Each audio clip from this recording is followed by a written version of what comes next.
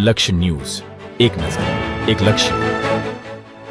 સરિતા ઓવરબ્રિજની ધીમી કામગીરી સાથે ટ્રાફિકનું ભારણ વધતા અવારનવાર ટ્રાફિક જામનો ભોગ બનતા નર્મદા પરિક્રમા જતા શ્રદ્ધાળુ સાથે Chandod Karnali statue of unity જતા સહેલાણી માટે 12 માસની સમસ્યાથી ભારે પરેશાની. સરિતા ઓવરબ્રિજની બંને સાઈડની કામગીરી ક્યારે પૂર્ણ થશે તે ઉઠ્યા સવાલ. વર્ષ 2019થી ચાલુ રહી છે કામગીરી, છતાં હજુ સુધી એક સાઈડ જ બ્રિજ બન્યો છે, બીજી બાજુનું ધીમી ગતિએ ચાલી રહ્યું છે કામ. લોકો પરેશાન થઈ રહ્યા છે.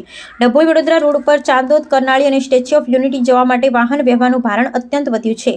રાજ્ય સરકાર દ્વારા પણ સ્ટેચ્યુ ઓફ યુનિટી સરળતાથી પહોંચી શકાય તે માટે Dabhoi Vadodara Statue of Unity રોડને હાઈસ્પીડ કોરિડોર તરીકે વિકસાવવાના કવાયત હાથ ધરી છે. 381 કરોડના ખર્ચે રોડ નવીન બનશે, પરંતુ વર્ષ 2019થી બની રહેલો ઓવરબ્રિજ છેલ્લા ઘણા સમયથી એક સાઈડ જ કાર્યરત છે. બીજી સાઈડ બનાવવામાં કોન્ટ્રાક્ટર અત્યંત વિલંબ કરી રહ્યા હોવાની વાતને લઈ લોકોમાં ભારે રોષ છે. હાલ જોવા જઈએ તો ડભોઈથી તિલકવાડા રોડ અને રાજપીપળા રોડ પર નર્મદા પરિક્રમાને લઈ વાહનોનું ભારણ વધ્યું છે.